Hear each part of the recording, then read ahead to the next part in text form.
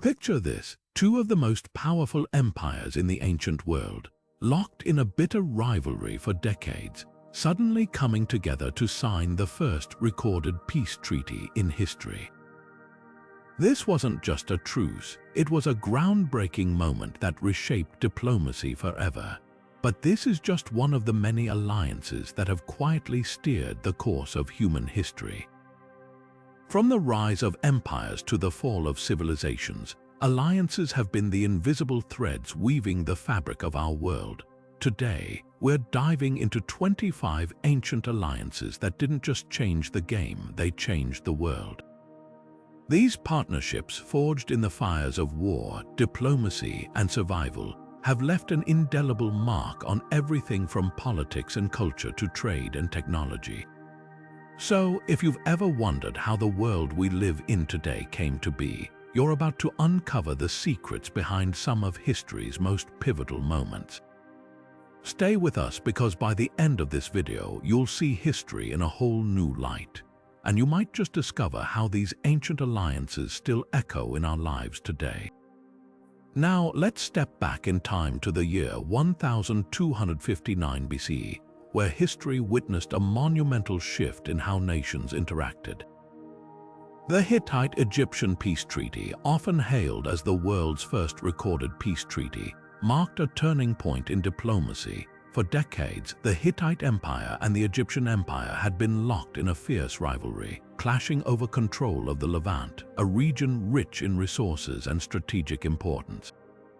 The Battle of Kadesh, fought around 1274 BC, was a brutal stalemate that left both sides exhausted. Realizing that neither could achieve total victory, they chose a path that would change the course of history. The treaty, etched in silver and later translated into hieroglyphics and cuneiform, was a masterpiece of ancient negotiation. It outlined terms that went beyond mere cessation of hostilities.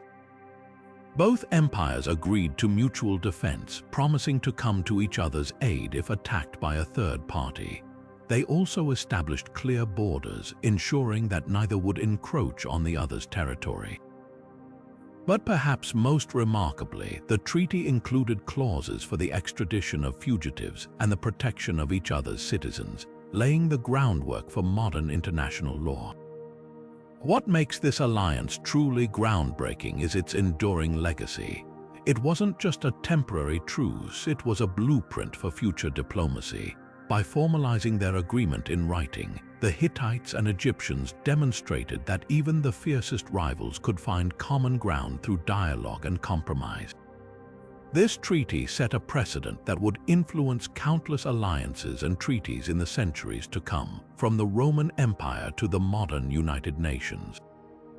It showed the world that peace, though fragile, was possible even between the most powerful adversaries. As we move forward, this alliance reminds us that the art of diplomacy is as much about understanding as it is about strength. And with that, let's turn our attention to another alliance that reshaped the ancient world, the Delian League. Now, let's journey to the shores of ancient Greece, where a new chapter in alliance building was about to unfold. In the year 478 BC, the Delian League emerged as a powerful coalition of Greek city-states, united under the leadership of Athens. This alliance was born out of necessity as the Greek world faced the looming threat of Persian invasions. After the Persian Wars, which saw the Greeks triumph against overwhelming odds, the need for a united front to prevent future attacks became clear. The Delian League was the answer, a collective defense pact designed to protect its members and ensure the freedom of the Greek city-states. At its core, the Delian League was a partnership of equals, at least in theory. Each member contributed ships, soldiers, or funds to a shared treasury, which was initially housed on the sacred island of Delos. This central pool of resources allowed the League to maintain a strong navy, capable of deterring Persian aggression. But as time went on, Athens began to assert greater control over the alliance. Under the leadership of influential figures like Pericles, the League gradually transformed from a cooperative defense network into an Athenian-dominated empire. The treasury was moved to Athens, and the city-state began using the League's resources to fund its own ambitious projects, including the construction of the Parthenon and other grand monuments that still stand today. The Delian League's evolution had profound implications for Greek politics and culture. Athens, now at the height of its power, became a cultural and intellectual hub, fostering advancements in art, philosophy, and democracy. However, this shift also sowed seeds of discontent among other League members, who felt increasingly marginalized and exploited. The League's transformation into an Athenian empire strained relationships with other city-states, particularly Sparta, leading to tensions that would eventually erupt into the Peloponnesian War. Despite its eventual decline, the Delian League left an indelible mark on history. It demonstrated the potential of alliances to unite diverse groups for a common cause, while also highlighting the risks of power imbalances and overreach. As we move forward, this alliance serves as a reminder that even the most well-intentioned partnerships can evolve in unexpected ways, shaping the course of history in the process. Next, we'll explore another alliance that played a pivotal role in the ancient world, the Peloponnesian League. While the Delian League was a testament to Athenian ambition, another alliance was quietly forming in the shadows of ancient Greece, one that would challenge Athens' dominance and reshape the balance of power. Enter the Peloponnesian League, a coalition led by Sparta, the city-state renowned for its military prowess and austere way of life. Established around 550 BC, this alliance was a stark contrast to the Delian League, both in its structure and its purpose. Where Athens sought to expand its influence and cultural reach, Sparta's focus was on maintaining stability and preserving the traditional order of the Greek world. The Peloponnesian League was built on a foundation of mutual defense and shared interests. Unlike the Delian League, which began as a partnership of equals but gradually became an Athenian empire, the Peloponnesian League remained a loose confederation of city-states, each retaining a significant degree of autonomy. Sparta, as the leader, did not impose heavy financial burdens or demand control over its allies' resources. Instead, the League operated on a principle of collective security, with members pledging to support one another in times of war. This approach reflected Sparta's values, discipline, loyalty, and a deep respect for tradition. The League's defining moment came during the Peloponnesian War, a decades-long conflict that pitted Sparta and its allies against Athens and the Delian League. This war was not just a clash of armies but a battle of ideologies. Athens, with its democratic ideals and naval supremacy, represented innovation and expansion. Sparta, on the other hand, stood for conservatism and land-based military strength. The Peloponnesian League's ability to rally its members and sustain a prolonged war effort was a testament to its cohesion and Spartan leadership. Despite facing an Athenian empire at its peak, the League's resilience and strategic acumen ultimately led to Athens' defeat in 404 BC. However, the victory came at a cost. The Peloponnesian War left Greece weakened and divided, with both alliances exhausted by decades of conflict. The Peloponnesian League, though victorious, began to unravel in the aftermath. Sparta's attempts to impose its authority over other Greek city-states sparked resentment, and the League's unity gradually eroded. By the mid-4th century BC, the alliance had lost much of its influence, paving the way for the rise of Macedon under Philip II and his son, Alexander the Great. The Peloponnesian League's legacy is a complex one. It demonstrated the power of a united front in the face of a formidable adversary, but it also revealed the challenges of maintaining cohesion in a diverse and often fractious region. As we reflect on this alliance, it serves as a reminder that even the strongest partnerships can falter when faced with the pressures of ambition and shifting power dynamics. Next, we'll turn our attention to another ancient alliance, one that played a crucial role in the rise of Rome. As we shift our focus from the Greek world to the Italian peninsula, we encounter another pivotal alliance that shaped the course of history, the Roman-Samnite alliance. Formed in the 4th century BC, this partnership between Rome and the Samnites was a masterclass in strategic diplomacy and military ingenuity. At the time, Rome was still a rising power, far from the empire it would later become, while the Samnites were a formidable people known for their rugged independence and warrior culture. Together, these two powers forged an alliance that would alter the balance of power in central Italy. The alliance began as a pragmatic arrangement. Rome, eager to expand its influence, saw the Samnites as valuable allies in their campaigns against neighboring tribes and city-states. The Samnites, on the other hand, viewed Rome as a potential counterbalance to their own rivals. This mutual interest laid the groundwork for a partnership that was both cooperative and competitive.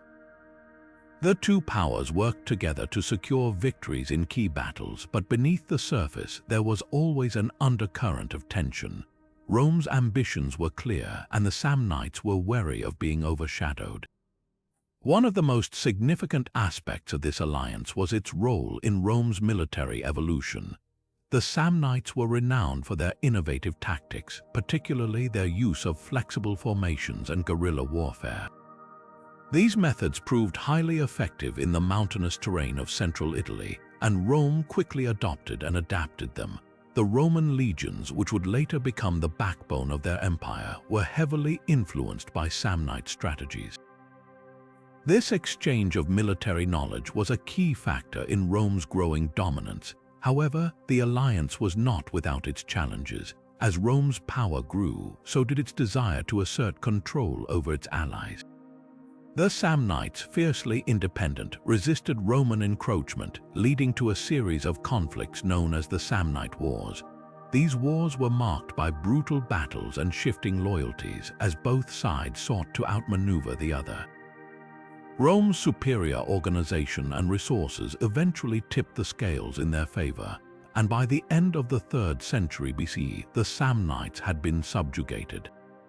The Roman-Samnite alliance is a fascinating example of how partnerships can shape the trajectory of history. It highlights the delicate balance between cooperation and competition, as well as the inevitable tensions that arise when one partner seeks to dominate. For Rome, this alliance was a stepping stone to greater power, but for the Samnites, it was a cautionary tale about the perils of trusting a rising empire. As we move forward, we'll explore another alliance that played a crucial role in the ancient world, this time in the heart of East Asia. Now, let's journey to the vast steppes of East Asia, where the Han dynasty and the Xiongnu nomads forged one of history's most intriguing alliances. In the year 198 BC, these two vastly different powers came together under the terms of the Han-Xiongnu Treaty, a pact that would shape the region's destiny for centuries. The Han dynasty, a beacon of civilization and centralized power, faced a formidable challenge from the Xiongnu, a nomadic confederation known for their fierce warriors and mastery of the open plains. What followed was a delicate dance of diplomacy, strategy, and cultural exchange. At the heart of this alliance was the Hecan policy, a series of marriage agreements designed to secure peace between the two powers. The Han court sent noblewomen, often princesses, to marry Xiongnu leaders, symbolizing a bond of kinship and mutual respect. These marriages were more than just political gestures. They were a lifeline for the Han dynasty, which sought to stabilize its northern borders and focus on internal consolidation. For the Xiongnu, the treaties brought valuable gifts including silk, grain, and other luxuries, which bolstered their economy and strengthened their position as a regional power. But this was no ordinary alliance. The relationship between the Han and the Xiongnu was fraught with tension and mistrust. The Xiongnu, ever the opportunists, frequently raided Han territories despite the treaties, testing the limits of the agreement. The Han, in turn, used these periods of relative peace to strengthen their military and expand their influence. It was a precarious balance, one that required constant negotiation and occasional displays of force to maintain. One of the most significant outcomes of this uneasy peace was the expansion of the Silk Road. With the northern frontier stabilized, the Han dynasty could focus on developing trade routes that connected China to the wider world. Silk, spices, and other goods flowed westward, while ideas, technologies, and cultures traveled eastward. This exchange not only enriched the Han economy, but also laid the groundwork for centuries of cross-cultural interaction. The Silk Road became a lifeline of commerce and communication, linking distant civilizations in ways that would have been impossible without the Han-Xiongnu Treaty. Yet, the alliance was not without its flaws. The Hekin policy, while effective in the short term, was a double-edged sword. The Han court often viewed the marriages as a humiliating necessity, a concession to a people they considered barbarians. Over time, the Xiongnu grew increasingly dependent on Han gifts, which some historians argue weakened their nomadic way of life. The treaty, though groundbreaking, was ultimately a temporary solution to a complex problem. The Han-Xiongnu Treaty offers a fascinating glimpse into the challenges of diplomacy in the ancient world. It shows how two vastly different societies, one settled and agrarian, the other nomadic and warlike, could find common ground even if only for a time. This alliance not only shaped the course of East Asian history, but also set the stage for the cultural and economic exchanges that would define the region for centuries to come. As we move forward, we'll explore another alliance that reshaped the ancient world, this time in the heart of the Mediterranean. Now, let's turn our attention to the rugged landscapes of ancient Greece, where the Aetolian League emerged as a powerful force in the 3rd century BC. This confederation of city-states centered in the region of Aetolia was formed with a singular purpose: to resist the growing dominance of Macedon.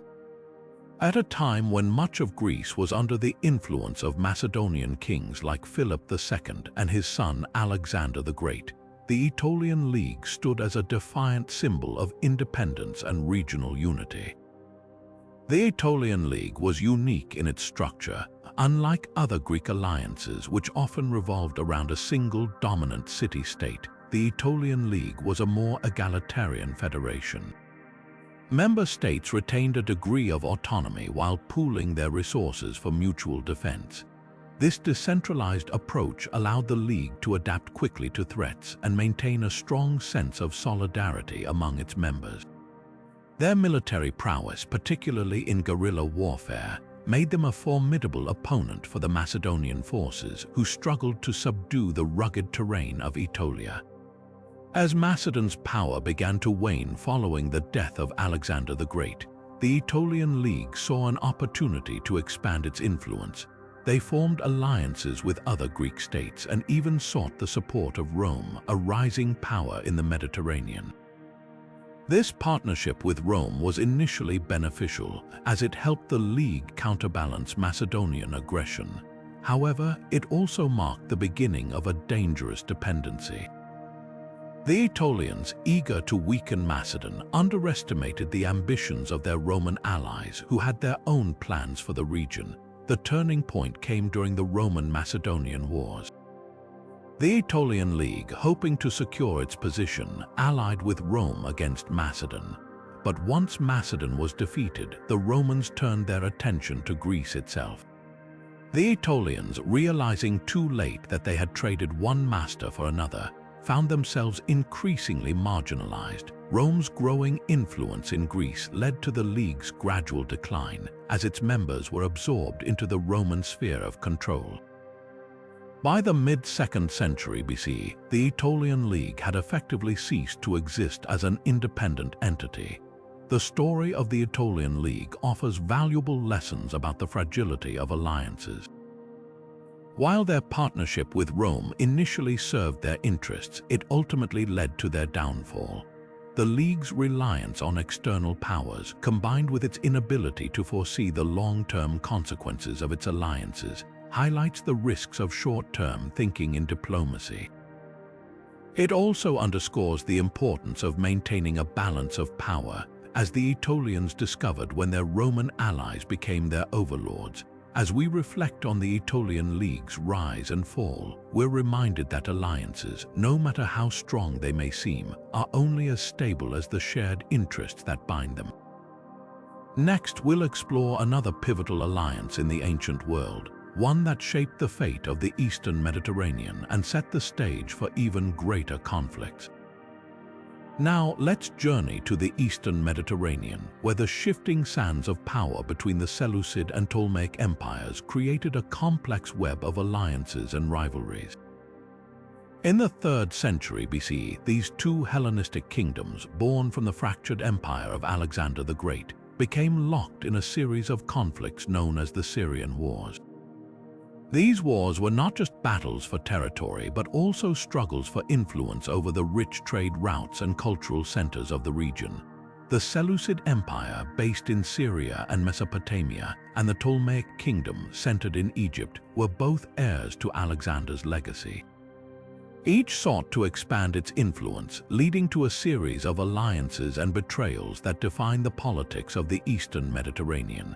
At times, they formed temporary partnerships to counter common threats, such as the rising power of smaller states or the ambitions of rival Hellenistic rulers. Yet, these alliances were often short-lived, as both empires were driven by their own desire for dominance. One of the most significant flashpoints in their rivalry was the control of Syria, a strategically vital region that lay between their territories. This area, rich in resources and trade opportunities, became the focal point of multiple conflicts. The Ptolemaic kingdom, with its powerful navy, often held the upper hand in these struggles, but the Seleucids, with their vast land forces, were relentless in their efforts to reclaim the region. This back and forth created a cycle of war and diplomacy that drained both empires and left them vulnerable to external threats. The constant warfare between the Seleucids and Ptolemies had far-reaching consequences. It destabilized the Eastern Mediterranean, creating opportunities for smaller states and local rulers to assert their independence. More importantly, it drew the attention of Rome, which was beginning to expand its influence beyond Italy. The Romans, ever opportunistic, saw the weakening of these Hellenistic powers as a chance to extend their reach into the region. By the 2nd century BCE, Rome had begun to intervene in the affairs of the Eastern Mediterranean, often siding with one empire against the other to further its own interests. The shifting alliances between the Seleucid and Ptolemaic empires highlight the precarious nature of power in the ancient world. Their inability to form a lasting partnership, combined with their relentless pursuit of dominance, ultimately paved the way for Roman intervention. This intervention marked the beginning of the end for both empires, as Rome gradually absorbed their territories into its growing empire. As we consider the legacy of the Seleucid-Ptolemaic conflicts, we see how their rivalry shaped the course of history in the Eastern Mediterranean. Their story serves as a reminder that even the mightiest empires are not immune to the consequences of their own ambitions. Next, we'll turn our attention to another alliance, one that reveals the dangers of relying on external forces to achieve victory. Now, let's shift our focus to the ancient city of Carthage, where a fateful alliance with mercenary armies would lead to one of the most dramatic and costly conflicts in its history. In the aftermath of the First Punic War, Carthage found itself in a precarious position. The war had drained its resources, and the city was left with a massive debt to pay. To make matters worse, Carthage had relied heavily on mercenaries, foreign soldiers hired to fight in its armies. These mercenaries, many of whom were from North Africa and the Iberian Peninsula, had been promised payment for their service. But when Carthage struggled to fulfill its obligations, tensions began to rise. The mercenaries who had fought bravely for Carthage now demanded what they were owed. When their payments were delayed or denied, frustration turned to anger, and anger turned to rebellion. What followed was the Mercenary War, a brutal and bloody conflict that pitted Carthage against its own former allies. The mercenaries, led by skilled commanders like Spendius and Mathos, quickly gained control of key territories, including the city of Utica and the surrounding regions. They even managed to rally local populations to their cause, creating a formidable force that threatened Carthage's very survival. Carthage, however, was not without its own strengths. The city's leaders, including the brilliant general Hamilcar Barca, devised a strategy to counter the mercenary threat. Hamilcar's tactics were ruthless and effective. He used guerrilla warfare to wear down the mercenaries, cutting off their supplies and isolating their forces. Despite being outnumbered, Carthage's disciplined army gradually regained control, but the cost was staggering. The war dragged on for 3 years, leaving much of the countryside devastated and further weakening Carthage's already strained economy. The mercenary war serves as a stark reminder of the dangers of relying too heavily on external forces. Carthage's dependence on mercenaries, while initially effective, ultimately backfired when those same soldiers turned against their employers. The betrayal of the mercenaries not only drained Carthage's resources, but also exposed the fragility of alliances built on financial incentives rather than loyalty or shared purpose. This conflict would have lasting consequences for Carthage, leaving it vulnerable to future challenges, including the rise of Rome. As we reflect on the Carthaginian mercenary alliance, we see a cautionary tale about the risks of outsourcing power. It's a story that underscores the importance of trust and mutual commitment in any partnership. Next, we'll explore another alliance, one that reveals how even the most unlikely partnerships can shape the course of history. Turning our attention to the Eastern Mediterranean, we find ourselves in Judea during the 1st century before the Common Era, where an alliance between Rome and the Hasmonean kingdom would shape the region's destiny in profound ways. The Hasmonean kingdom, established after the Maccabean revolt, was a Jewish state that had fought for its independence from the Seleucid Empire. By the time Rome entered the picture, the Hasmoneans were seeking to solidify their power and expand their influence. Rome, ever the opportunist, saw a chance to extend its reach into the Eastern Mediterranean by forming an alliance with this emerging Jewish state. The partnership between Rome and the Hasmoneans began as a mutually beneficial arrangement. Rome recognized the Hasmonean rulers as legitimate kings and allies, offering them military support and political legitimacy in exchange for loyalty and cooperation. This alliance allowed the Hasmoneans to consolidate their control over Judea and even expand their territory, while Rome gained a foothold in a strategically important region. However, this relationship was far from stable. The Hasmonean kingdom was plagued by internal strife, with rival factions vying for power and influence. Rome, ever watchful, began to intervene more directly in Judea's affairs, often playing one faction against another to maintain its own interests. One of the most significant moments in this alliance came when Pompey the Great, a prominent Roman general, intervened in a Hasmonean civil war. In 63 before the Common Era, Pompey marched into Jerusalem and took control of the city, effectively ending Hasmonean independence. While the Hasmonean rulers were allowed to retain some authority, they were now firmly under Roman oversight. This marked the beginning of a new era in Judea, one where Roman influence would grow increasingly dominant. The Roman-Jewish alliance, though initially advantageous for both parties, ultimately set the stage for future conflicts.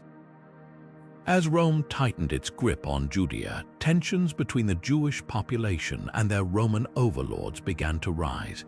The imposition of Roman taxes, the presence of Roman troops, and the growing cultural and religious differences created a volatile environment. These tensions would eventually erupt into the Jewish-Roman Wars, a series of devastating conflicts that would reshape the region and leave a lasting impact on Jewish history. This alliance serves as a powerful example of how partnerships forged in the pursuit of power can have unintended consequences. While the Roman-Jewish alliance provided short-term benefits for both sides, it also sowed the seeds of future strife. It reminds us that alliances, no matter how strategic, must be built on a foundation of mutual respect and understanding to avoid the pitfalls of exploitation and conflict. As we move forward, we'll explore another alliance that reveals the complexities of power and partnership in the ancient world. Shifting our focus to the rugged landscapes of the Near East, we encounter the Parthian-Armenian alliance, a partnership forged in the 1st century before the Common Era that played a pivotal role in shaping the region's resistance to Roman dominance. The Parthian Empire, a formidable power in Persia, and the Kingdom of Armenia, a buffer state caught between empires, found common cause in their opposition to Rome's relentless expansion. This alliance was not merely a marriage of convenience but a strategic collaboration that would leave a lasting mark on the geopolitics of the ancient world. At the heart of this alliance was the shared recognition of Rome's growing threat. The Parthians, known for their skilled cavalry and mastery of hit-and-run tactics, sought to counterbalance Roman influence in the region. Armenia, strategically located between the Roman and Parthian spheres, became a crucial ally. By aligning with the Parthians, Armenia gained protection and support, while the Parthians secured a buffer zone against Roman incursions. This partnership allowed both powers to maintain their independence and resist the encroaching might of Rome. One of the most significant moments in this alliance came during the reign of Tigranes the Great, the Armenian king who expanded his kingdom to become one of the most powerful states in the region. With Parthian backing, Tigranes was able to challenge Roman authority and even briefly establish an empire that stretched from the Mediterranean to the Caspian Sea. However, this expansion brought Armenia into direct conflict with Rome, leading to a series of clashes that tested the strength of the Parthian-Armenian partnership. The alliance reached a turning point when the Roman general Pompey intervened in the region, seeking to assert Roman dominance. Despite their combined efforts, the Parthians and Armenians were unable to fully repel Roman advances. Armenia was forced to become a client state of Rome, though it retained a degree of autonomy. The Parthians, meanwhile, continued to resist Roman influence, ensuring that the Near East remained a contested region for centuries to come. The Parthian-Armenian alliance highlights the complexities of ancient geopolitics, where alliances were often driven by the need to counterbalance a dominant power. While this partnership did not prevent Roman expansion entirely, it significantly slowed Rome's progress and preserved the independence of both Parthia and Armenia for a time. It also underscores the importance of strategic alliances in shaping the course of history, as even temporary partnerships can have far-reaching consequences. As we move forward, we'll explore another alliance that reveals the delicate dance of power and diplomacy in the ancient world, where the stakes were high and the outcomes often unpredictable. Turning our attention to the vast steppes of Central Asia, we uncover the Han-Wusun alliance, a partnership that emerged in the 2nd century before the Common Era. This alliance between the Han dynasty of China and the Wusun people, a nomadic group inhabiting the region, was a strategic move to counter the growing influence of the Xiongnu, a powerful confederation of nomadic tribes. The Han dynasty, seeking to secure its western frontiers and expand its influence, found a valuable ally in the Wusun, whose expertise in cavalry warfare and knowledge of the steppe made them formidable partners. The alliance was cemented through a series of diplomatic marriages, a common practice in ancient diplomacy. The Han court sent princesses to marry Wusun leaders, solidifying the bond between the two peoples. These marriages were not merely symbolic, they represented a deep commitment to mutual support and cooperation. The Wusun, in turn, provided the Han dynasty with crucial military assistance, particularly in their campaigns against the Xiongnu. This partnership allowed the Han to weaken the Xiongnu's grip on the region, paving the way for greater stability and control over the Silk Road. The Silk Road, the ancient network of trade routes connecting east and west, played a central role in this alliance. The Han-Wusun partnership facilitated the safe passage of goods, ideas, and cultures along this vital artery of commerce. The The Wusun's strategic location along the Silk Road made them key players in this exchange, and their alliance with the Han ensured that the flow of trade remained uninterrupted. This collaboration not only bolstered the economic prosperity of both parties, but also fostered a rich cultural exchange that left a lasting legacy. One of the most significant outcomes of this alliance was the spread of Chinese influence into Central Asia. The Han dynasty's ability to project power westward was greatly enhanced by their partnership with the Wusun. This allowed the Han to establish a series of military outposts and administrative centers along the Silk Road, further securing their dominance in the region. The Wusun, benefiting from Han support, were able to maintain their independence and resist the encroachments of rival nomadic groups. The Han-Wusun alliance also highlights the importance of adaptability in ancient diplomacy. The Han dynasty, known for its centralized bureaucracy and Confucian ideals, demonstrated remarkable flexibility in dealing with the nomadic Wusun. By embracing the customs and practices of their allies, the Han were able to build a partnership that transcended cultural differences and served their strategic interests. This alliance not only countered the Xiongnu threat, but also laid the groundwork for the flourishing of the Silk Road as a conduit of trade and cultural exchange. As we continue our journey through the ancient alliances that shaped the world, we'll next explore a partnership that reveals the delicate balance of power in the Eastern Mediterranean, where shifting loyalties and strategic maneuvering define the course of history. Now, let's shift our focus to the Eastern Mediterranean, where two of history's greatest rivals, the Byzantine Empire and the Sassanid Empire, set aside their differences to face a common threat. In the 6th century of the Common Era, these two powers, often locked in bitter conflict, formed an unlikely alliance to counter the rising menace of the Huns and other nomadic invaders.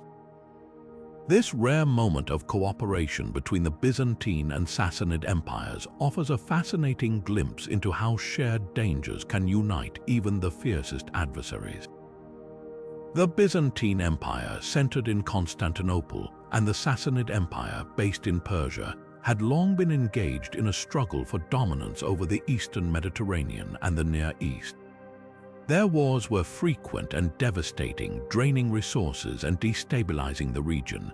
However, the arrival of the Huns, a formidable nomadic force, forced these rivals to reconsider their priorities. The Huns' relentless raids and their ability to strike deep into both empires' territories posed a threat that neither could ignore.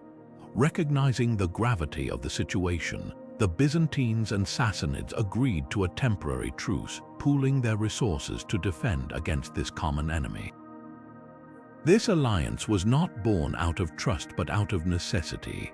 Both empires understood that their survival depended on cooperation, at least for a time.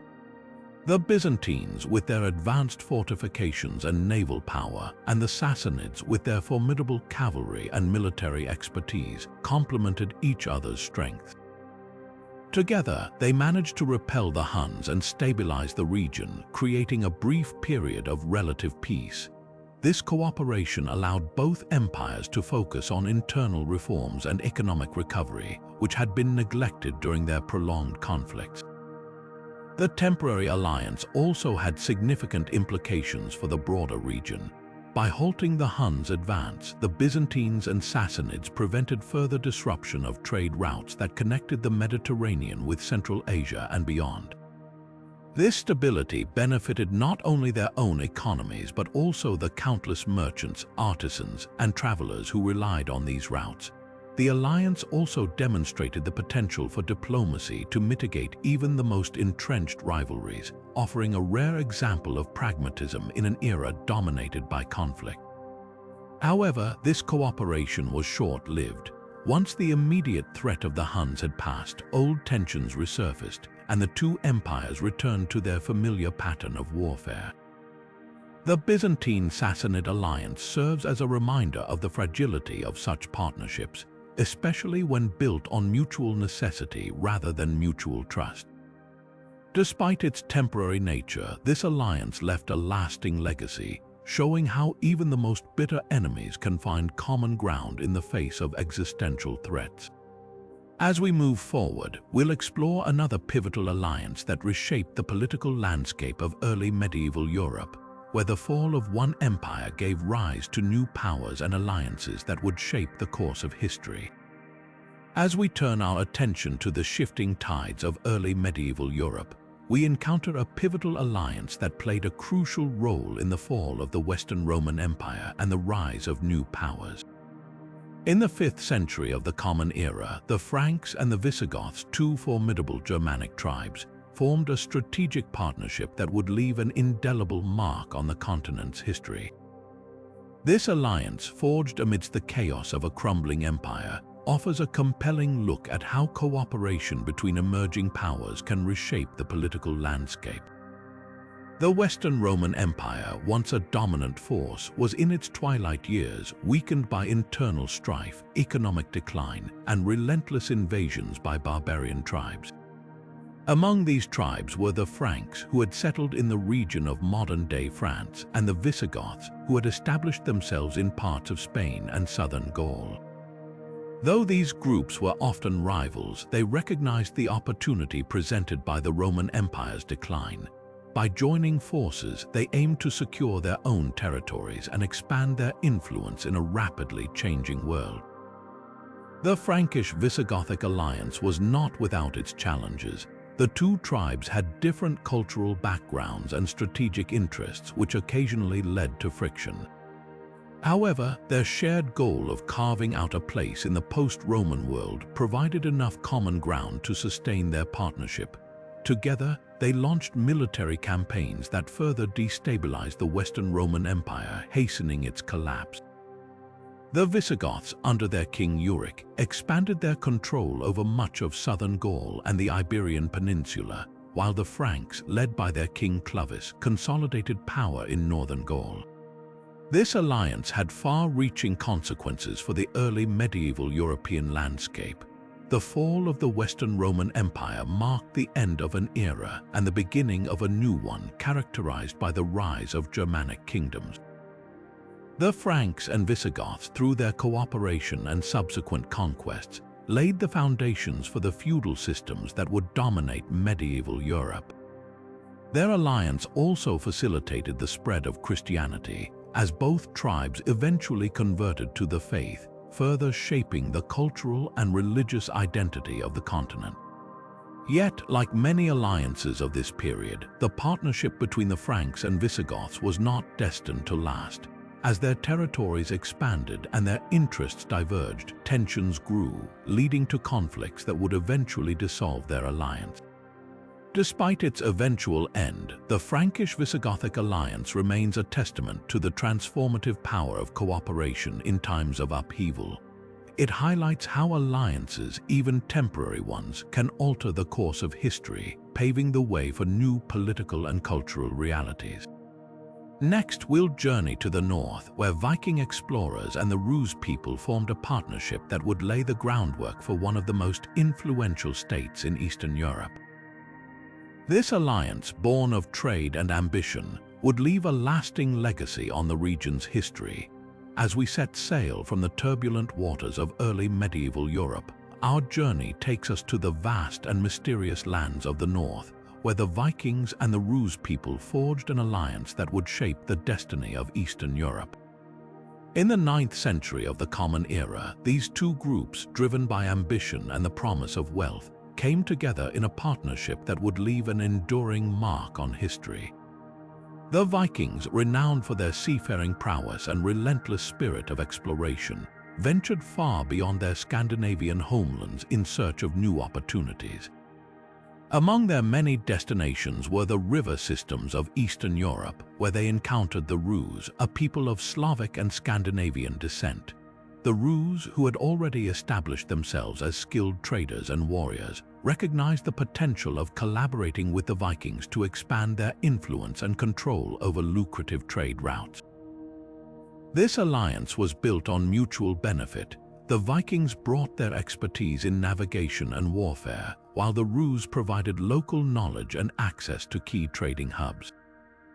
Together, they navigated the complex network of rivers, including the Dnieper and Volga, which connected the Baltic Sea to the Black Sea and beyond. These waterways became the lifeblood of their partnership, enabling the exchange of goods such as furs, honey, and slaves, as well as the flow of silver from the Islamic world and Byzantium. One of the most significant outcomes of this alliance was the establishment of the Kievan-Rus state, a powerful federation of Slavic tribes centered around the city of Kiev. The Vikings, known as Varangians in the east, played a crucial role in unifying these tribes under a single leadership. According to historical accounts, the Slavic tribes invited the Varangian prince Rurik to rule over them, marking the beginning of the Rurik dynasty, which would govern Kievan-Rus for centuries. The Viking-Rus alliance not only facilitated trade but also fostered cultural exchange.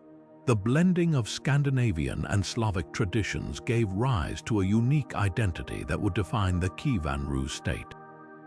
This cultural synthesis is evident in the art, architecture, and legal systems of the region, which drew from both Viking and Slavic influences. The alliance also strengthened ties with the Byzantine Empire as the Rus became key trading partners and military allies of Constantinople. However, like many alliances of the time, the Viking-Rus partnership was not without its challenges. The Vikings' ambitions sometimes clashed with the interests of the Rus, leading to periods of tension and conflict. Yet, their shared goals of wealth and power ensured that the alliance endured long enough to lay the foundations for one of the most influential states in Eastern Europe. The legacy of the Viking-Rus alliance is still felt today. The Kievan-Rus state, with its rich cultural heritage and strategic importance, laid the groundwork for the development of modern nations such as Russia, Ukraine, and Belarus. This partnership reminds us of the transformative power of collaboration, even between groups with different backgrounds and ambitions. As we leave the rivers of Eastern Europe behind, our next stop takes us to the vast steppes of Central Asia, where the Mongols and the Jin dynasty formed a temporary alliance that would change the course of history. This partnership, born of necessity and strategy, would have profound consequences for the region and beyond. Now, as we journey from the rivers of Eastern Europe to the sweeping steppes of Central Asia, we encounter a partnership forged not out of friendship but necessity. In the 13th century of the Common Era, the Mongols and the Jin dynasty entered into a temporary alliance that would reshape the political landscape of China and beyond. This alliance, though short-lived, played a pivotal role in the rise of one of history's most formidable empires. The Mongols, led by the legendary Genghis Khan, were a force of unparalleled ambition and military skill. Their nomadic lifestyle and mastery of horseback warfare made them a formidable power on the steppes. Meanwhile, the Jin dynasty, which ruled northern China, was a sophisticated empire with a strong military and a rich cultural heritage. Despite their differences, these two powers found common ground in their shared desire to weaken a mutual enemy, the Song dynasty of southern China. The alliance between the Mongols and the Jin was a strategic move. The Jin, hoping to divert Mongol aggression away from their own territory, encouraged the Mongols to focus their efforts on the Song. In return, the Mongols gained access to resources and intelligence that would aid their campaigns. For a time, this uneasy partnership served both sides. The Mongols used their newfound support to strengthen their forces, while the Jin believed they had bought themselves time to fortify their defenses. However, the alliance was always a fragile one. The Mongols, under Genghis Khan's leadership, were not content to remain subordinate to the Jin. Their ultimate goal was conquest, and the Jin dynasty was no exception. Once the Mongols had weakened the Song and consolidated their power, they turned their attention to the Jin. The very alliance that had once protected the Jin now became the instrument of their downfall. The Mongol invasion of Jin territory was swift and devastating. Using their superior mobility and innovative tactics, the Mongols overwhelmed the Jin armies. Cities fell one after another, and by the year 1234, the Jin dynasty had been completely conquered. The Mongols' success in this campaign marked a turning point in their expansion, paving the way for the establishment of the Mongol Empire, which would eventually become the largest contiguous empire in history. The Mongol-Jin alliance serves as a stark reminder of the complexities of political partnerships. What began as a strategic collaboration ultimately led to the destruction of one of the parties involved. It also highlights the Mongols' ability to adapt and exploit alliances to further their own ambitions. This alliance, though brief, had far-reaching consequences not only for China but for the entire Eurasian continent. As we leave the steppes of Central Asia, our next destination takes us to the vibrant and complex world of Mesoamerica, where the Aztecs and their allies formed a powerful coalition that would dominate the region for centuries. This alliance, known as the Triple Alliance, would become one of the most influential partnerships in the history of the Americas. Now, shifting our focus to the heart of Mesoamerica, we arrive at one of the most remarkable alliances in the history of the Americas. In the year 1428, three powerful city-states, Tenochtitlan, Texcoco, and Tlacopan, joined forces to create what would become known as the Triple Alliance. This partnership not only laid the foundation for the Aztec Empire, but also reshaped the political and cultural landscape of the region for centuries to come. The Triple Alliance was born out of necessity and ambition. Tenochtitlan, the dominant city-state, had long sought to expand its influence, but it needed the support of its neighbors to achieve its goals. Texcoco, known for its intellectual and artistic achievements, and Tlacopan, a smaller but strategically important city, agreed to join forces with Tenochtitlan. Together, they formed a coalition that would prove to be both militarily formidable and culturally transformative. The military successes of the Triple Alliance were nothing short of extraordinary. United under a shared vision, the three city-states launched a series of campaigns that brought much of central Mexico under their control. Their armies, equipped with advanced weapons and tactics, overwhelmed rival city-states and established a vast network of tributary states. This expansion allowed the alliance to amass wealth and resources, further solidifying their dominance in the region. But the impact of the Triple Alliance extended far beyond the battlefield. The alliance fostered a period of cultural flourishing that left an indelible mark on Mesoamerica. Tenochtitlan, in particular, became a center of art, architecture, and religious innovation. The construction of grand temples, intricate canals, and bustling marketplaces showcased the alliance's wealth and sophistication. Meanwhile, Texcoco's contributions to literature and philosophy enriched the intellectual life of the empire, while Tlacopan's strategic location ensured the alliance's stability and security. The Triple Alliance also played a crucial role in shaping the social and political structures of the Aztec Empire. The alliance's leaders implemented a system of governance that balanced power among the three city-states, ensuring that no single entity could dominate the others. This collaborative approach allowed the alliance to maintain its unity and effectiveness for decades, even as it expanded its reach across Mesoamerica. However, the success of the Triple Alliance was not without its challenges. As the empire grew, so too did the demands on its resources and the tensions among its members. The alliance's reliance on tribute and conquest created a fragile system that would eventually face significant strain. Yet, for over a century, the Triple Alliance stood as a testament to the power of cooperation and shared ambition. As we leave the vibrant world of the Aztecs, our journey takes us next to the Andean highlands, where another powerful alliance, this time between the Inca Empire and the Chimu Kingdom, would shape the destiny of South America. This partnership, like the Triple Alliance, would leave a lasting legacy on the region, demonstrating once again the profound impact of ancient alliances on the course of history.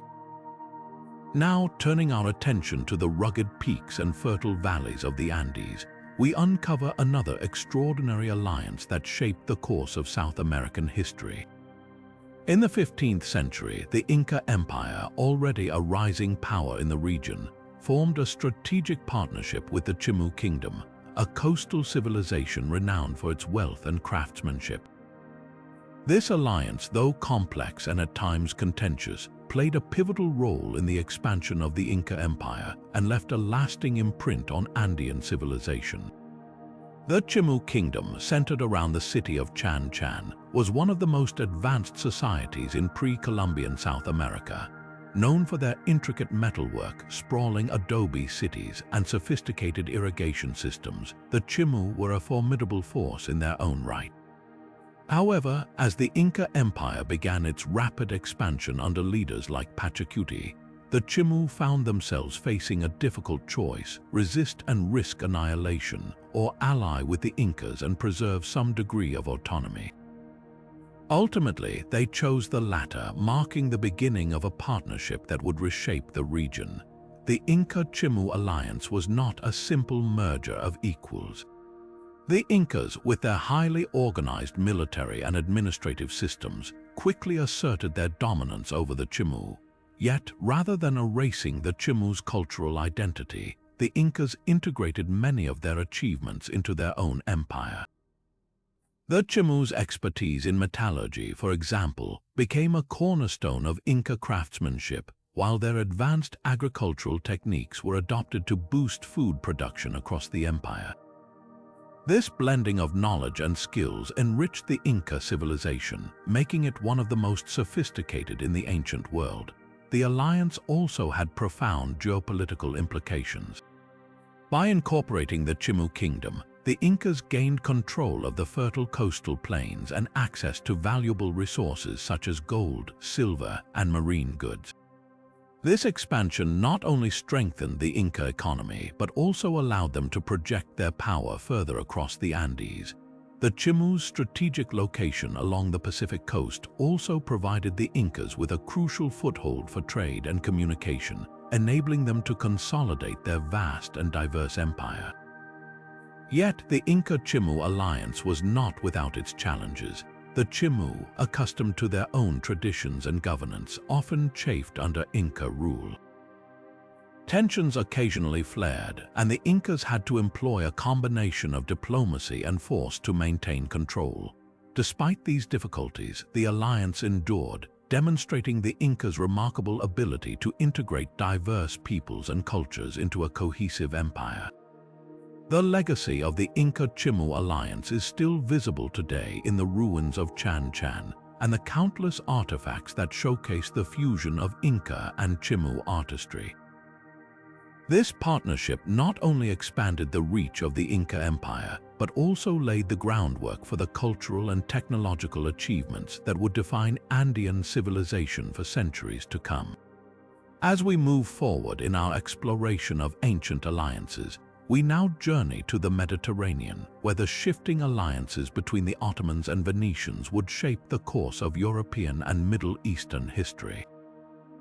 This intricate web of diplomacy and rivalry offers yet another fascinating chapter in the story of how alliances have shaped our world. Now, shifting our gaze to the shimmering waters of the Mediterranean, we delve into the intricate and ever-changing relationship between two of the most powerful players of the 15th century, the Ottoman Empire and the Republic of Venice. This alliance, marked by both cooperation and conflict, played a crucial role in shaping the political and economic landscape of the Mediterranean and beyond. The Ottomans, under the leadership of Mehmed II, had already established themselves as a dominant force in the region with the conquest of Constantinople in 1453.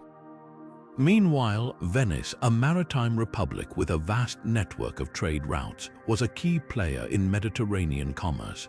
At first glance, these two powers seemed destined for rivalry, but their relationship was far more complex. Both recognized the benefits of cooperation, even as they competed for control over trade and territory. One of the most significant moments in their alliance came in the late 15th century, when Venice and the Ottomans temporarily set aside their differences to counter the growing threat of the Habsburgs and other European powers. This uneasy partnership allowed Venice to maintain its lucrative trade routes in the eastern Mediterranean, while the Ottomans secured access to Venetian naval expertise and technology. For a time, this alliance brought stability to the region, enabling both powers to focus on their respective ambitions. However, the alliance was never without tension. The Ottomans, eager to expand their influence, often clashed with Venetian interests in the Aegean and Adriatic seas. Venice, for its part, sought to protect its trading posts and maintain its dominance over key ports. These competing goals led to periodic conflicts such as the Ottoman-Venetian Wars, which saw both sides vying for control over strategic islands and coastal cities. Despite these hostilities, the two powers frequently returned to the negotiating table, recognizing the mutual benefits of cooperation in a volatile region. The impact of this shifting alliance on Mediterranean trade was profound. Venice's access to Ottoman markets allowed it to import luxury goods such as silk, spices, and precious metals, which were then distributed across Europe. At the same time, the Ottomans benefited from Venetian ships and merchants, who helped facilitate the flow of goods between East and West. This exchange not only enriched both empires, but also fostered cultural and technological exchanges that left a lasting mark on the region. Yet, the rivalry between the Ottomans and Venetians also had far-reaching geopolitical consequences. Their competition for control over the Mediterranean influenced the balance of power in Europe, drawing in other states such as Spain, France, and the Papal States. The shifting alliances and conflicts between these powers set the stage for the broader struggles that would define European politics in the centuries to come. The legacy of the Ottoman-Venetian alliance is a testament to the complexity of international relations in the 15th century. It highlights how even bitter rivals could find common ground when their interests aligned, while also demonstrating the fragility of such partnerships in the face of competing ambitions. As we continue our journey through the annals of ancient alliances, we now turn to the Mughal Empire and its intricate relationships with the Rajput kingdoms, another fascinating chapter in the story of how alliances have shaped the world. Now, let's journey to the vibrant landscapes of 16th century India, where the Mughal Empire and the Rajput kingdoms forged alliances that would shape the subcontinent's political and cultural fabric. This partnership, marked by both collaboration and conflict, played a pivotal role in the Mughals' rise to dominance and left an indelible mark on Indian history. The Mughal Empire, under the leadership of Akbar the Great, sought to expand its influence across the diverse and fragmented regions of India. To achieve this, Akbar recognized the importance of forming alliances with the powerful Rajput kingdoms, known for their martial prowess and strategic strongholds. These alliances were not merely political maneuvers, but also a testament to Akbar's vision of creating a unified and inclusive empire. One of the most significant alliances was with the Rajput Kingdom of Amber, sealed through Akbar's marriage to Princess Jodhabai. This union symbolized a blending of Mughal and Rajput cultures, fostering mutual respect and cooperation. The Rajputs, in turn, were granted positions of power within the Mughal administration, with many Rajput chiefs serving as trusted generals and advisors. This integration of Rajput nobility into the Mughal court not only strengthened the empire's military capabilities but also helped bridge cultural divides. The Mughal-Rajput alliances were instrumental in consolidating Mughal power across northern and central India. With the support of Rajput armies, the Mughals were able to subdue rival kingdoms and expand their territories. The Rajputs' expertise in warfare and their intimate knowledge of the local terrain proved invaluable in securing Mughal victories. At the same time, these alliances allowed the Rajputs to retain a degree of autonomy, preserving their traditions and governance structures. Beyond politics and warfare, the Mughal-Rajput alliances facilitated a rich exchange of culture and ideas. The Mughal court became a melting pot of artistic and architectural influences, blending Persian, Islamic, and Rajput styles. This fusion is evident in the iconic structures of the period, such as the Red Fort and the city of Fatehpur Sikri, which showcase intricate Rajput-inspired designs alongside Mughal grandeur. Similarly, Rajput art and literature flourished under Mughal patronage, creating a vibrant cultural legacy that endures to this day. However, the relationship between the Mughals and the Rajputs was not without its challenges. While many Rajput kingdoms embraced the alliance, others resisted Mughal dominance, leading to periods of conflict. The most notable example was the resistance of Maharana Pratap of Mewar, who fiercely opposed Mughal rule and fought to preserve Rajput independence. These tensions highlight the complexities of the Mughal-Rajput relationship, where loyalty and ambition often clashed. The legacy of the Mughal-Rajput alliances is a testament to the power of diplomacy and cultural exchange. By integrating the Rajputs into their empire, the Mughals not only secured their dominance but also created a unique synthesis of traditions that enriched Indian society. As we move forward in our exploration of ancient alliances, we turn to the Qing dynasty and its strategic partnership with the Dzungar Khanate, another fascinating chapter in the story of how alliances have shaped the world. Now, let's shift our focus to the intricate web of European politics in the 16th century, where the alliance between Spain and the Habsburgs reshaped the continent's power dynamics. This partnership, rooted in both family ties and strategic ambition, played a crucial role in defining the political landscape of the Renaissance era. The Spanish-Habsburg alliance was forged through the marriage of Ferdinand of Aragon and Isabella of Castile, whose union not only unified Spain but also laid the groundwork for a powerful dynasty. Their grandson, Charles V, inherited vast territories including Spain, the Holy Roman Empire, and parts of Italy and the Americas, making him one of the most influential rulers of his time. This alliance effectively merged the Spanish and Habsburg realms, creating a superpower that dominated European politics for over a century. At the heart of this alliance was the Habsburg strategy of using marriage as a tool for political expansion. By marrying into other royal families, the Habsburgs extended their influence across Europe, earning the famous quip, "Let others wage war, you happy Austria marry." The Spanish-Habsburg alliance was no exception, as it allowed both powers to pool their resources and project their strength on a global scale. Together, they controlled key trade routes, vast colonial territories, and a formidable military, which they used to counter the growing influence of rivals like France and the Ottoman Empire. One of the most significant outcomes of this alliance was its impact on the balance of power in Europe. The combined forces of Spain and the Habsburgs acted as a counterweight to French ambitions, leading to a series of conflicts, including the Italian Wars. These wars, fought over control of the Italian peninsula, were not just territorial disputes but also struggles for dominance in a rapidly changing Europe. The Spanish-Habsburg alliance ensured that Spain remained a central player in these conflicts, often tipping the scales in their favor. The alliance also had profound cultural and religious implications. As staunch defenders of Catholicism, Spain and the Habsburgs worked together to combat the spread of Protestantism during the Reformation. This shared commitment to the Catholic faith strengthened their bond and provided a unifying cause in an era of religious upheaval.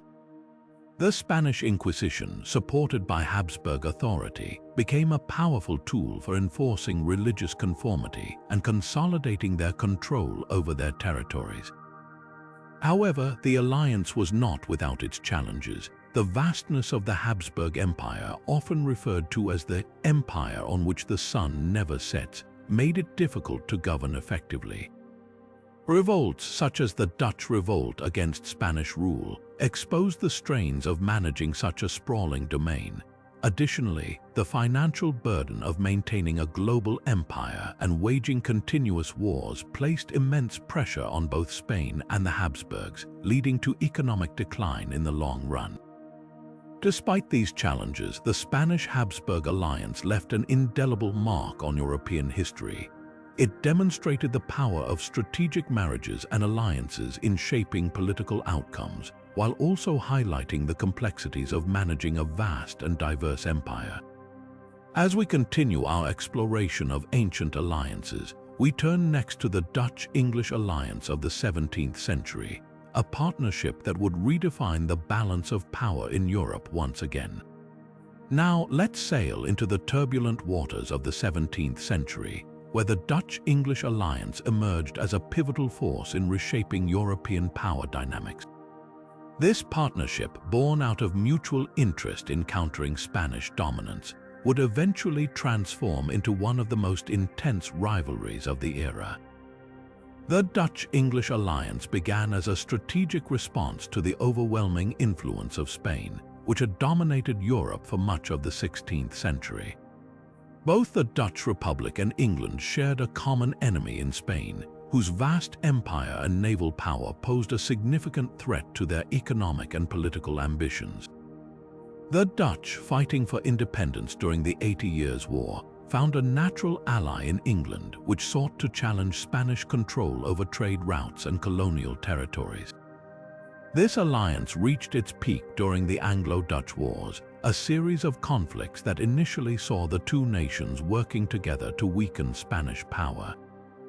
Joint naval campaigns, such as the famous raid on the Spanish treasure fleet at Cadiz, demonstrated their combined strength and ability to disrupt Spanish dominance. The alliance also facilitated the exchange of military technology and tactics, with both nations learning from each other's innovations in shipbuilding and naval warfare. However, the seeds of rivalry were already being sown. As Spain's influence waned, the Dutch and English began to compete for control of global trade networks. The Dutch Republic, with its powerful merchant fleet and dominance in the spice trade, emerged as a formidable economic power. England, eager to expand its own colonial and commercial interests, viewed the Dutch as both an ally and a competitor. This tension came to a head in the mid-17th century, leading to a series of Anglo-Dutch wars that shifted the alliance into outright conflict. The First Anglo-Dutch War, fought between 1652 and 1654, marked the beginning of this rivalry. Disputes over trade routes, fishing rights, and colonial territories escalated into full-scale naval battles. The Dutch, led by skilled admirals like Martin Tromp, clashed with the English under commanders such as Robert Blake. These conflicts were not just about territorial control, but also about asserting dominance over the seas, which were increasingly seen as the key to global power. Despite the rivalry, the Dutch-English alliance left a lasting legacy. It demonstrated the importance of naval power in shaping global politics and set the stage for the rise of England as a dominant maritime force. The competition between the two nations also spurred technological advancements, such as the development of more efficient warships and improved navigation techniques, which would influence naval warfare for centuries to come. As we move forward in our exploration of ancient alliances, we'll next examine the Qing-Dzungar alliance of the 17th century, a partnership that played a crucial role in the expansion of one of history's most powerful empires. Turning our attention to the vast steppes of Central Asia, we now explore the Qing-Dzungar alliance, a partnership that would profoundly shape the region's political landscape in the 17th century. This alliance, forged between the Qing dynasty and the Dzungar Khanate, was a complex interplay of cooperation and conflict, ultimately paving the way for the Qing's dramatic expansion. The Qing dynasty, having recently consolidated its rule over China, sought to secure its western frontiers against the rising power of the Dzungar Khanate, a formidable nomadic confederation. The Dzungars, led by their ambitious leader Galdan Boshitu Khan, controlled much of modern-day Xinjiang and posed a significant threat to Qing interests in Central Asia. Recognizing the need to stabilize the region, the Qing initially entered into an alliance with the Dzungars, using diplomacy to buy time and strengthen their position. This alliance was not one of equals, but rather a strategic maneuver by the king to manage a powerful adversary.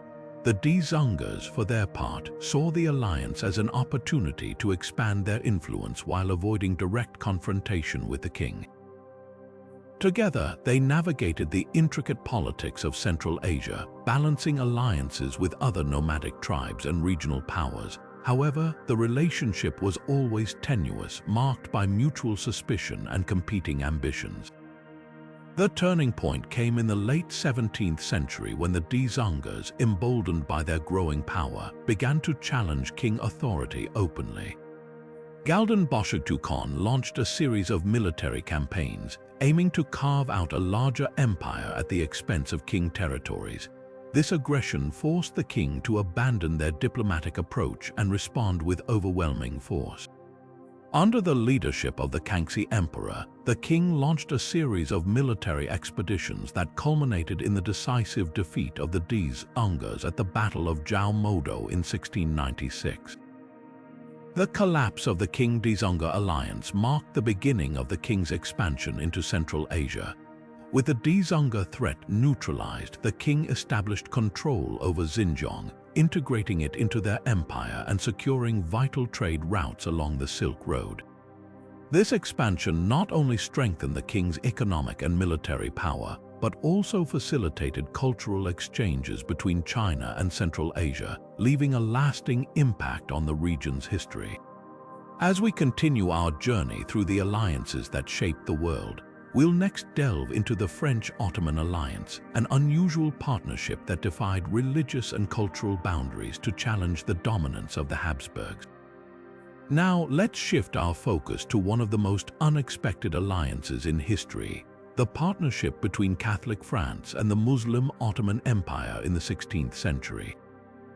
This alliance, often described as the Unholy Alliance, defied religious and cultural boundaries, reshaping the political landscape of Europe and the Mediterranean. At the heart of this alliance was a shared enemy, the Habsburgs. The Habsburg dynasty, ruling over vast territories including Spain, Austria, and the Holy Roman Empire, posed a significant threat to both France and the Ottomans. France, under King Francis I, found itself encircled by Habsburg power, while the Ottomans, led by Sultan Suleiman the Magnificent, sought to expand their influence into Europe. Recognizing their mutual interests, the two powers set aside their religious differences to form a strategic partnership. The alliance was formalized in 1536 with the signing of the capitulations, a series of agreements that granted French merchants special trading privileges within the Ottoman Empire. This not only strengthened economic ties but also allowed France to establish a foothold in the eastern Mediterranean. For the Ottomans, the alliance provided a powerful ally in their campaigns against the Habsburgs, particularly in their efforts to control Hungary and the Balkans. One of the most notable outcomes of this partnership was the joint naval campaign against the Habsburgs in the Mediterranean. In 1543, a combined French-Ottoman fleet launched a successful attack on the city of Nice, then under Habsburg control. This marked a turning point in European diplomacy, as it demonstrated the effectiveness of cross-cultural alliances in achieving military objectives. However, the French-Ottoman alliance was not without controversy. Many in Europe viewed it as a betrayal of Christian unity, and it sparked outrage among France's Catholic neighbors. Despite the criticism, the alliance proved to be a pragmatic move for both sides. It allowed France to counterbalance Habsburg dominance, while the Ottomans gained a valuable ally in their European campaigns.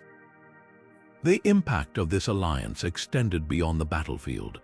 It facilitated cultural exchanges between France and the Ottoman Empire, influencing art, architecture, and even fashion. The French court adopted elements of Ottoman style, while Ottoman scholars and diplomats gained new insights into European politics and culture. As we reflect on this unusual partnership, it's clear that the French-Ottoman alliance was a bold and innovative response to the challenges of its time. It challenged the norms of European diplomacy, proving that shared interests could transcend deep-seated religious and cultural divides. Next, we'll explore the British-Maratha alliance, a pivotal partnership that played a crucial role in shaping the political landscape of 18th century India. Turning our attention to the 18th century, we arrive at a pivotal moment in Indian history, the alliance between the British East India Company and the Maratha Empire. This partnership, forged in the complex political landscape of India, would have far-reaching consequences, ultimately paving the way for British colonial dominance in the region.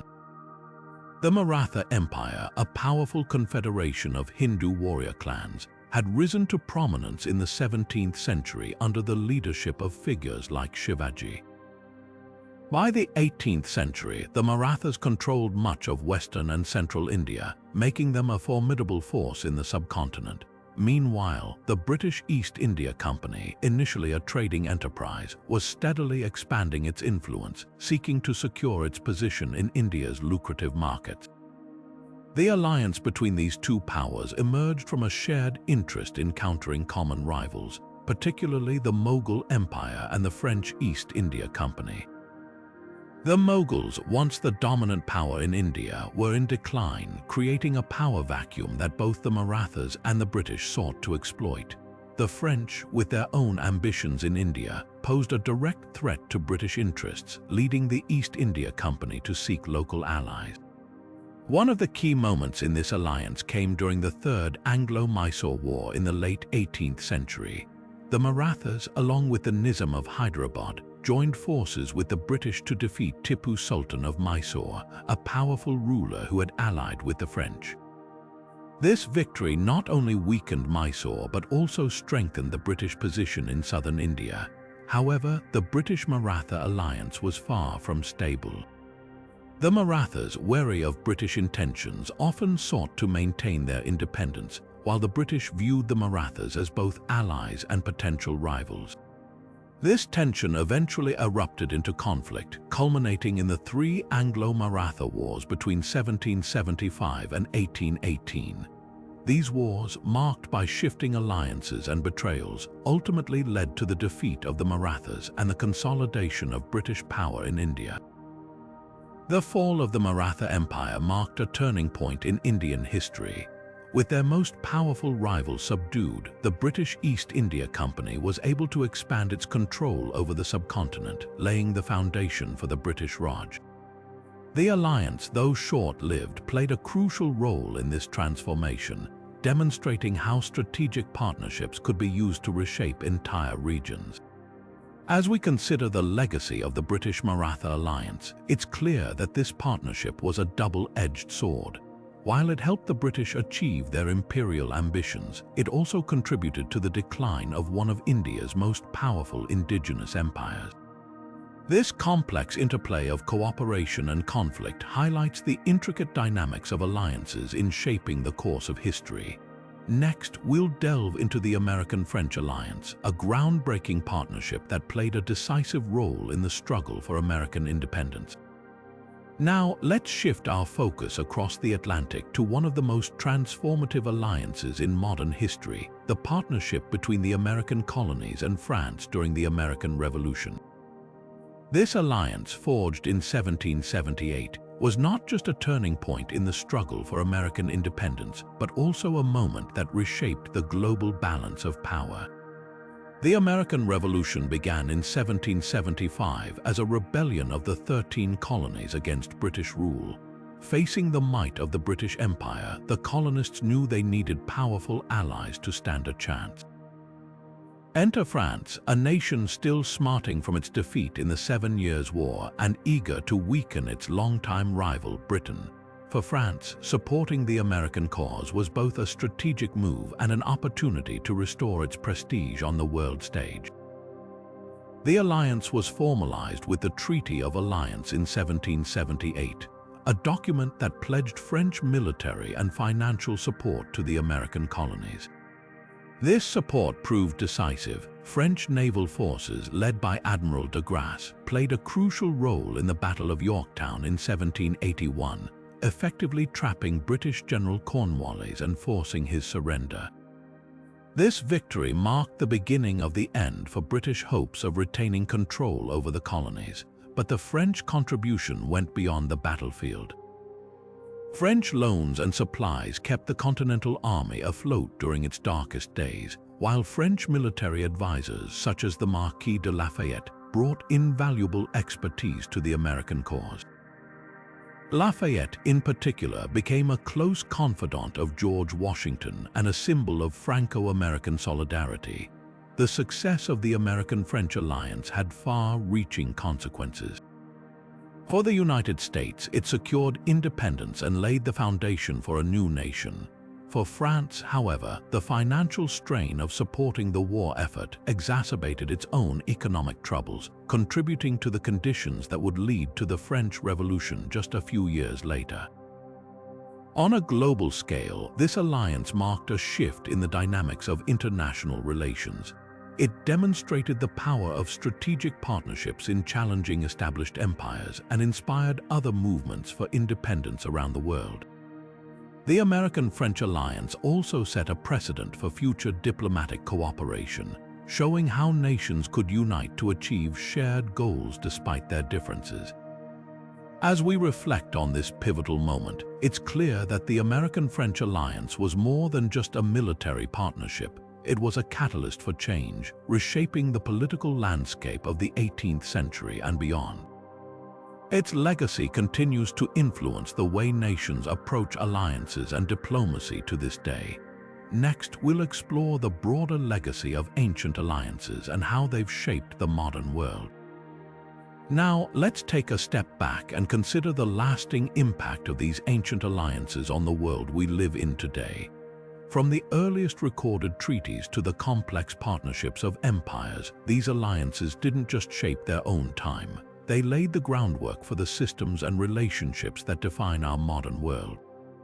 One of the most profound legacies of these alliances is the evolution of diplomacy. The Hittite-Egyptian Peace Treaty, for example, set a precedent for resolving conflicts through negotiation rather than endless warfare.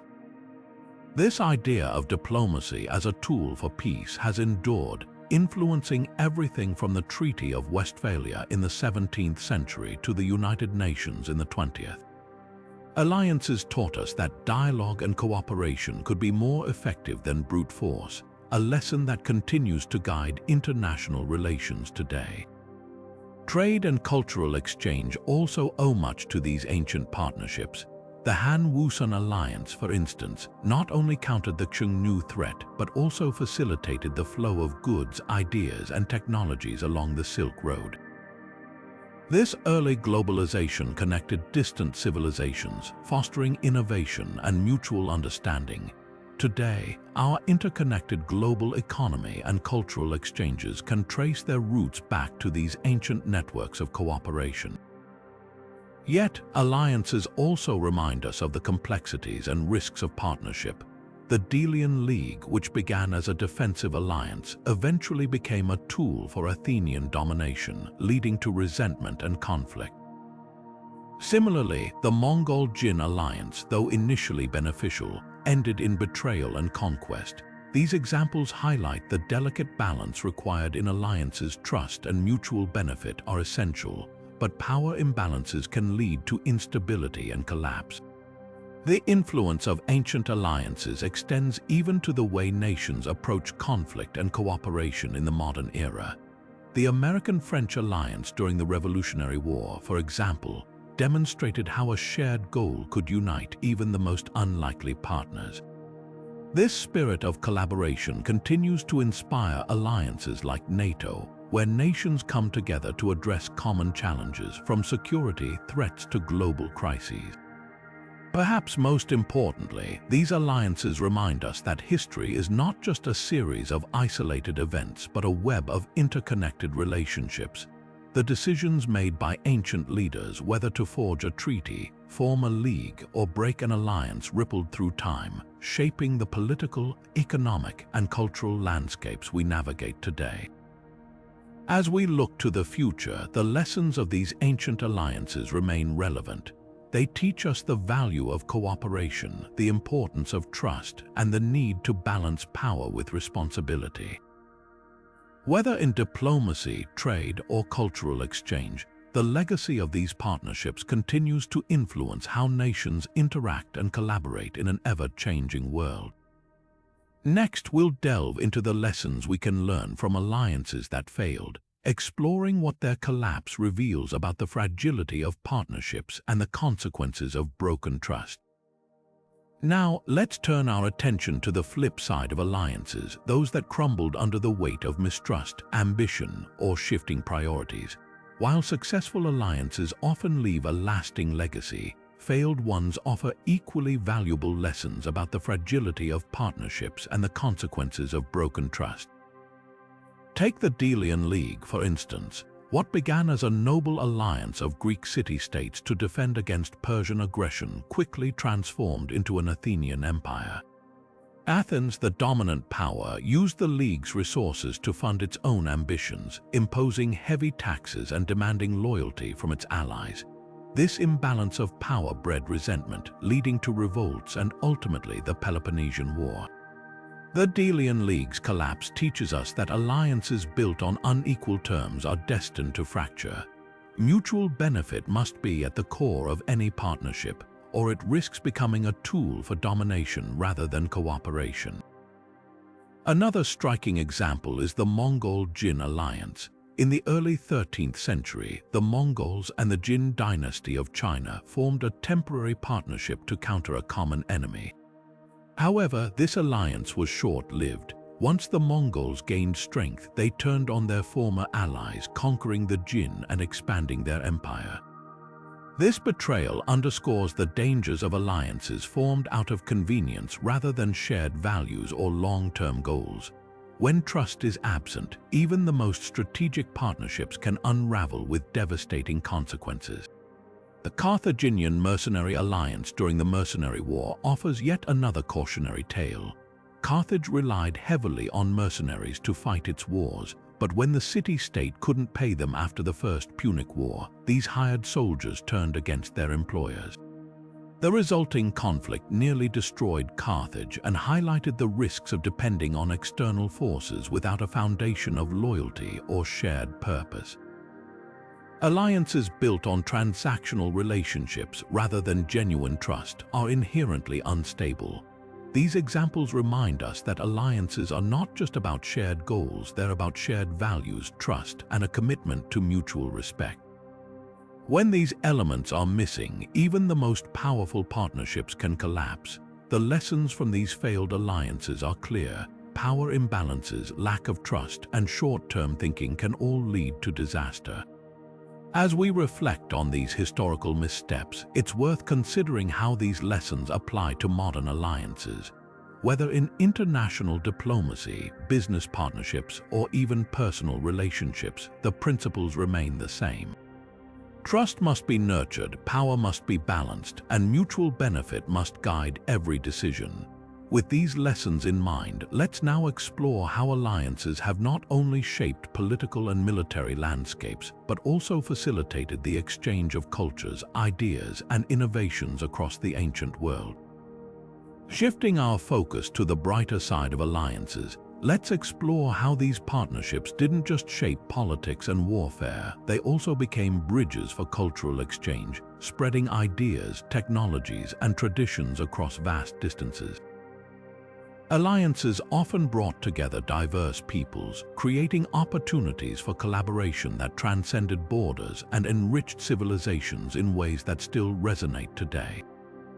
Take the Han-Wusun alliance, for example. In the 2nd century BCE, the Han dynasty of China formed a strategic partnership with the Wusun people, a nomadic group in Central Asia.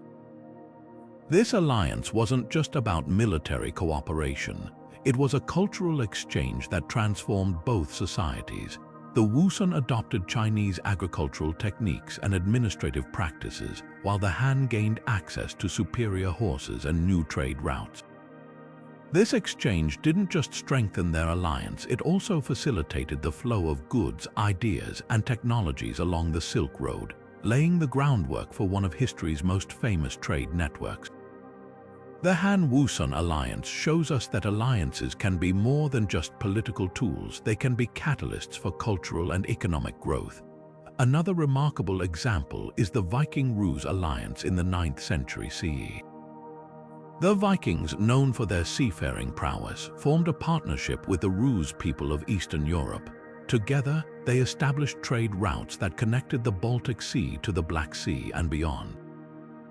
This alliance didn't just bring wealth to both groups, it also led to the blending of Norse and Slavic cultures. The Rus adopted Viking shipbuilding techniques and military strategies, while the Vikings integrated Slavic customs and language into their own society. Over time, this cultural fusion gave rise to the Kievan Rus state, a precursor to modern Russia and Ukraine. The Viking-Rus alliance demonstrates how alliances can create entirely new cultural identities, shaping the course of history in unexpected ways. These examples highlight a crucial aspect of alliances that often goes unnoticed: their ability to foster cultural exchange. When different groups come together, they don't just share resources or strategies, they share their way of life. This exchange of ideas and traditions can lead to innovations, artistic achievements, and even the birth of new civilizations. Alliances, in this sense, are not just about survival or dominance, they're about growth and transformation. As we reflect on these alliances, it's clear that their impact extends far beyond the battlefield or the negotiating table. They remind us that human connections, even those forged out of necessity, have the power to shape cultures, inspire creativity, and bring people closer together. Whether through the Silk Road or the rivers of Eastern Europe, alliances have left an indelible mark on the world's cultural landscape. With this understanding, let's now turn to the final chapter of our journey, where we'll reflect on the enduring legacy of these ancient alliances and what they teach us about the power of partnership in shaping our world. As we bring our exploration of these 25 ancient alliances to a close, it's clear that their influence stretches far beyond the moments they were forged. From the Hittite-Egyptian Peace Treaty, which set the stage for modern diplomacy, to the American-French alliance that helped secure independence for a new nation, these partnerships have shaped the course of history in profound and lasting ways. Each alliance, whether born out of necessity, strategy, or mutual benefit, left an indelible mark on the world, reshaping borders, cultures, and the very fabric of human civilization. These alliances remind us that history is not just a series of isolated events, but a web of interconnected relationships. They show us how cooperation, even between unlikely partners, can lead to extraordinary outcomes, whether it's the spread of ideas along the Silk Road, the blending of cultures in the Viking-Rus alliance, or the birth of new empires through the Aztec Triple Alliance. Together, these partnerships highlight the power of unity in overcoming challenges, fostering innovation, and building bridges between diverse peoples. But beyond their historical significance, these alliances also offer timeless lessons for us today. They teach us about the importance of trust, the value of compromise, and the potential for collaboration to create a better future. In a world that often feels divided, these ancient partnerships remind us that even the most unlikely alliances can lead to progress and transformation. So, as we reflect on these 25 alliances, let's ask ourselves, what can we learn from these ancient partnerships? How can we apply their lessons to the challenges we face in our own time?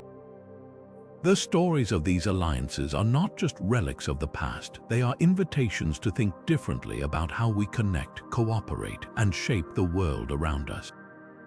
If you found this journey through history as fascinating as we did, don't forget to like this video, subscribe to our channel, and hit the notification bell so you never miss an exploration into the past. And let us know in the comments which of these alliances surprised you the most, and what lessons do you think we can take from them today? Thanks for joining us on this journey through the alliances that shaped our world. Until next time, keep exploring, keep learning, and keep discovering the stories that connect us all.